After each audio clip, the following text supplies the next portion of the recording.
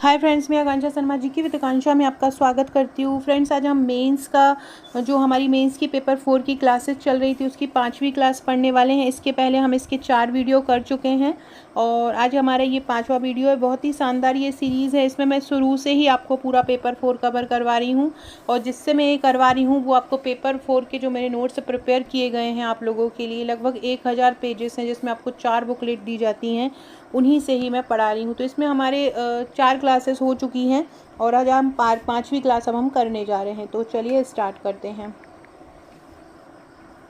ये पूरा यूनिट 1 है जो यूनिट 1 में आपको करना है। इसके अलावा हमने अनुमान क्या होता है, प्रमेय क्या होता है, प्रमाण क्या होता है, ये सभी हमने कर लिया था।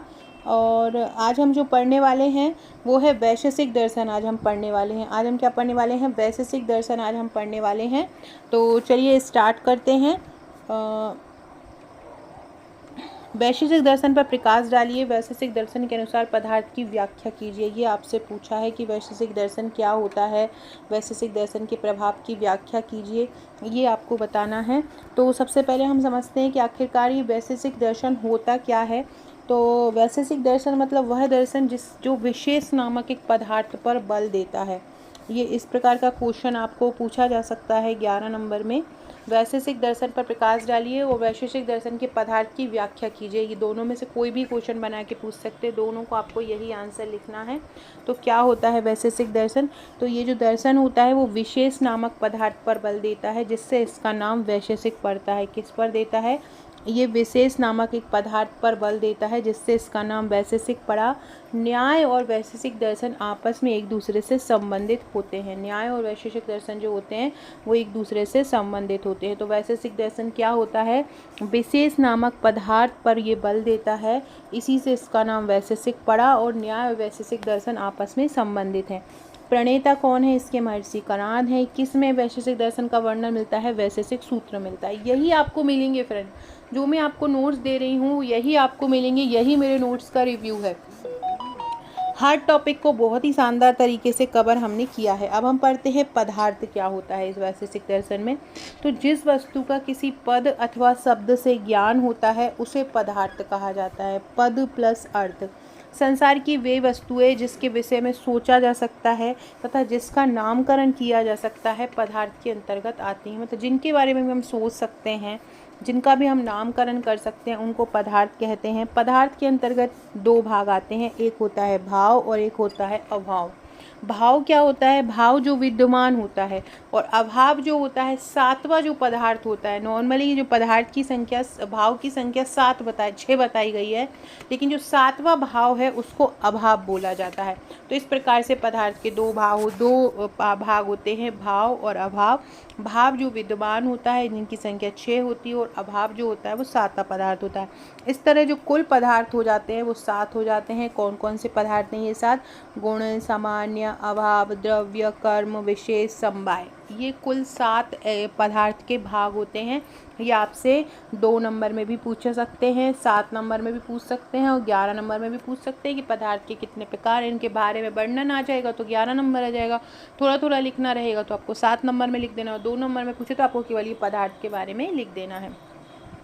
फ्रेंड्स, मैं मेरे नोट्स लेने की सलाह इसलिए देती हूँ कि क्या होता है कि आप मार्केट में बहुत सारी बुक्स अवेलेबल है, आप वो भी परचेस कर सकते हैं। लेकिन मेरा नोट्स क्या है कि हैंड रिटन है, पढ़ने में बहुत आसानी होती है, फ्लो चार्ट डायग्राम सहित होता है। प्रश्न किस तरह से हर टॉपिक को प्रश्नोत्तर श्रृंखला में कवर किया है, तो इससे ये भी पता चलता है कि प्रश्न किस प्रकार से बन सकते हैं।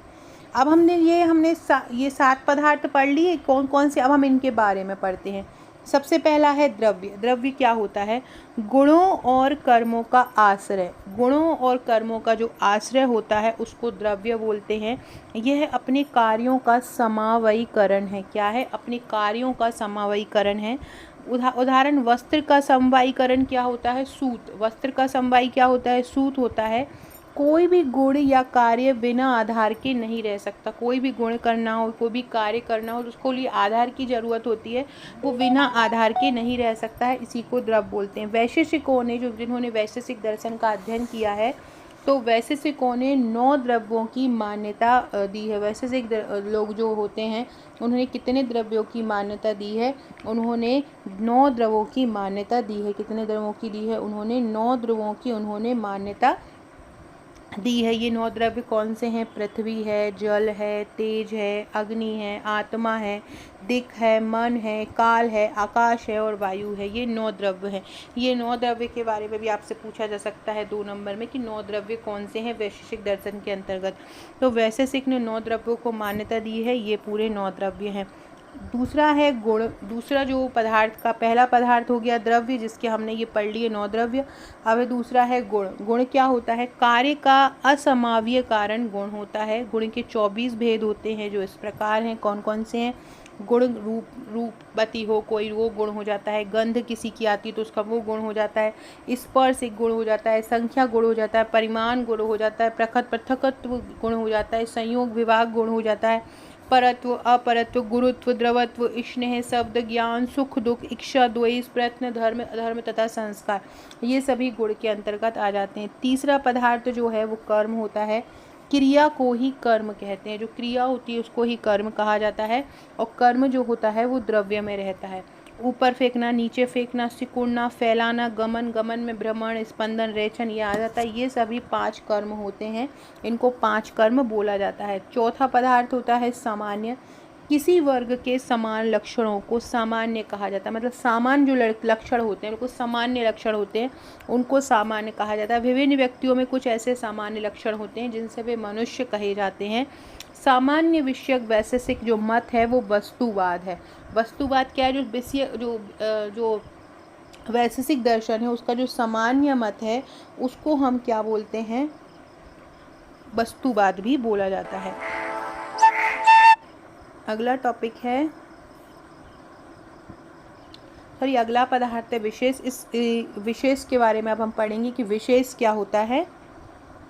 फ्रेंड्स वो आगे का पढ़ने से पहले फ्रेंड्स ये हमारा पूरा मेंस का पैकेज है। इसमें ये टोटल 4 बुकलेट आपको मिलती हैं। वॉल्यूम 1 में आपको जो मैं आपको पढ़ा रही हूँ ये बुकलेट मिलेगी। वॉल्यूम 2 में आपको उद्यमिता, प्रबंधन और व्यक्तित्व विकास की मिलेगी। वॉल्यूम जो 3 मिलता है उसमें आपको ये पेपर 4 के 2 मार्कर मिलेंगे। इसमें 500 प्लस क्वेश्चन है। और ये चौथा जो होता है इसमें केस स्टडी मिलेगी। इसमें सॉल्व केस स्टडी है, केवल क्वेश्चन नहीं है, सॉल्व केस स्टडी इसमें दी है। और ये पेपर 4 पार्ट बी का उद्यमिता प्रबंधन इस प्रकार की बुकलेट आपके पास पहुंचती हैं। इस प्रकार की दर्शन शास्त्र की पहुंचती है, इस प्रकार की केस स्टडी की पहुंचती है। और ये जो है केस स्टडी और ये 2 मार्कर की पहुंचती है। जिस तरह से मैं आपको जिनसे पढ़ा रही हूँ ये इसी प्रकार के नोट्स जो हैं ये आपके पास पहुँचेंगे। तो आपके पास कॉपी किए हुए नोट्स आपके पास कहीं भी आप भारत में रहते हैं बाय कुरियर आपके पास ये पहुंच जाते हैं। 5वां पढ़ते हैं विशेष क्या होता है। जैसे कि अभी हम सामान्य पढ़ रहे थे उसी के जस्ट विपरीत विशेष होता है। प्रत्येक मनुष्य अथवा वस्तु में कुछ विशिष्ट लक्षण या गुण होते हैं जिनके आधार पर वे एक दूसरे से अलग होते हैं या अलग समझे जाते हैं, उसे हम विशेष कहते हैं। विशेष के कारण ही एक आत्मा दूसरी आत्मा से तथा एक परमाणु दूसरे परमाणु से भिन्न होता है। 6वां पदार्थ है आत्मा। आत्मा नित्य और सर्वव्यापी द्रव्य है। यह सभी चैतन्य वस्तुओं का आधार होता है। चैतन्य आत्मा का आगंतुक गुण है। मतलब जो आत्मा से आता है चैतन्य आत्मा का आगंतुक गुण होता है। अगला है मन। मन क्या होता है? मन नित्य है, इंद्रिय ज्ञान और अनुभव का एक कारक है। मन के द्वारा ही आत्मा वस्तुओं से संपर्क स्थापित करती है। मन से ही क्या होता है? आत्मा वस्तुओं से संपर्क स्थापित कर लेती है। निष्कर्षतः पदार्थ एक ऐसी चीज़ है जिसका अस्तित्व अन्य सभी चीज़ों से स्वतंत्र है। क्या होता है? पदार्थ एक ऐसी चीज़ होती है जो अन्य सभी चीज़ों से पदार्थ वो होता है जो एक दूसरे से स्वतंत्र होता है।